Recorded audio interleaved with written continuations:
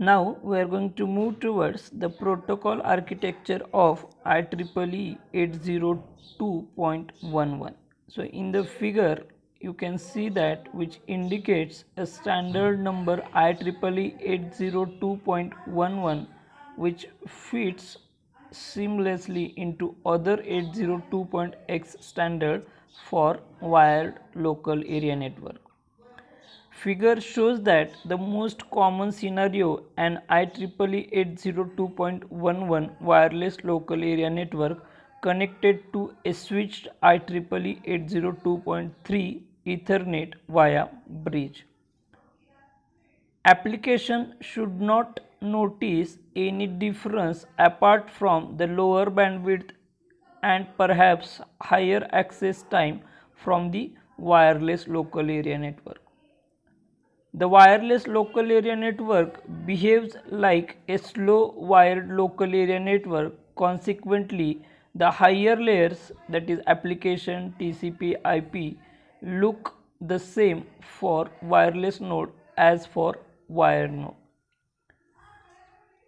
The upper part of data link control layer, the logical link control, covers the differences of the medium access control layers needed for the different media. As we know that in many of the today's network there is no explicit logical link control layer is visible. Further, details like ether type or subnetwork access protocol and bridging technologies are explained in the further part. IEEE 802.11 standard covers the physical layer and medium access layer like other 802.x local area networks. The basic task of the medium access control layer compromises the medium access, fragmentation of user data and encryption. The physical layer is subdivided into physical layer convergence protocol, that is PLCP, and physical medium dependent sublayer, that is PMD. So this block diagram represents the different protocols which are used into the IEEE 802.11. So we are going to discuss all those protocols one by one.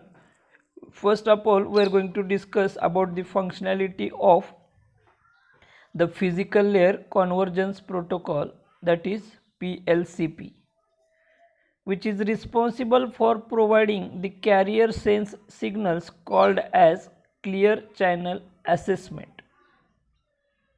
It means that whichever the signals which are required for transmitting, or we can say implementing the communication, those carrier sense signal control, or we can say which can be also called as clear channel assessment signals, which are handled by this protocol into the IEEE 802.11, which is also responsible for providing a common physical services such as services access point independent of transmission technologies.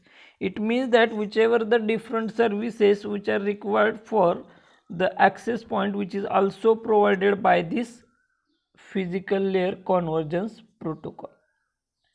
Now we are going to move towards the different the another protocol, that is physical medium dependent protocol, which is nothing but PMD protocol. The first responsibility of this protocol is which is for handling or implementing the modulations required for effective medium sharing into the communication. So this modulation is performed, or we can say for performing that modulation this protocol is responsible, which is also responsible for performing encoding and decoding of the signals into the communication. It means that whenever the user will send the signal, those signals are encoded for the security purpose into the wireless medium.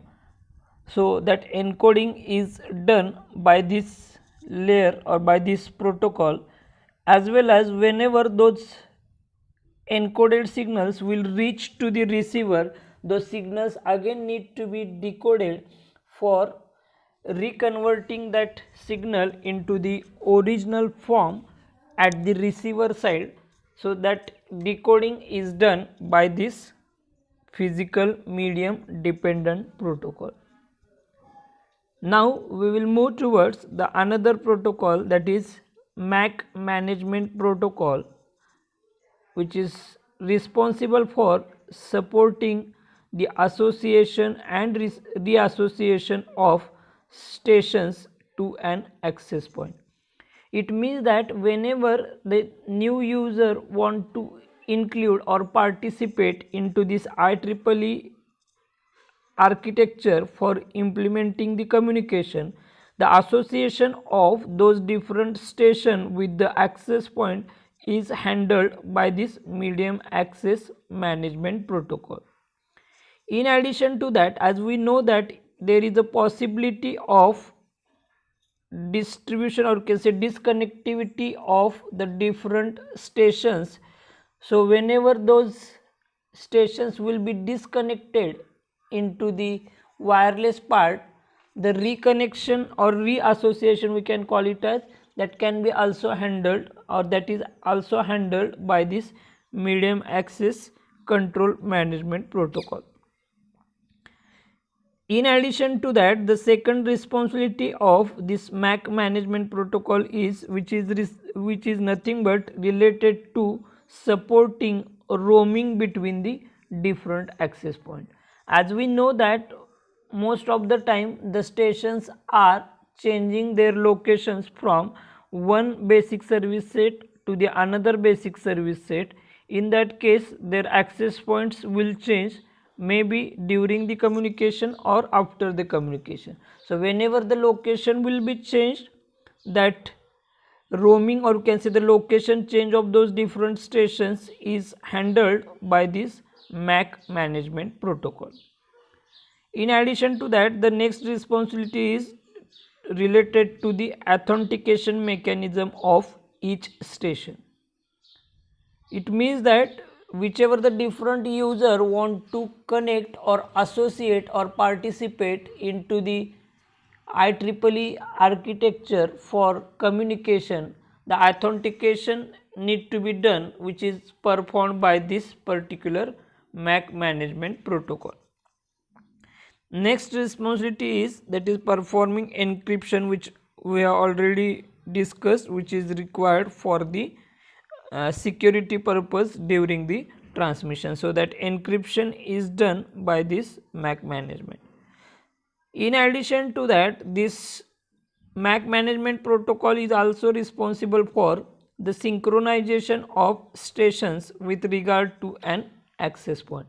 As we know that at a time or simultaneously, maybe more than one user want to implement the communication with each other. So the synchronization amongst, or can say for the distribution of the medium to implement the communication, that is also done by this medium access control management protocol.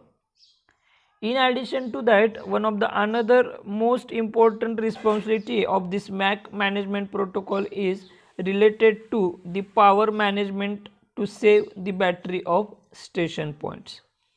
It means that, as we know that all the wireless devices or mobile devices are battery based devices, so we have to take into the consideration related to the battery power of each station. So whatever the power management which is required for saving the battery of those different stations, which is done by this medium access control management protocol. Then the next another responsibility is to maintain the management information base, which is done by this medium access control management protocol. The next protocol is physical management, which is responsible for channel tuning, as well as which is also responsible for physically management information base maintenance. And the last protocol is station management.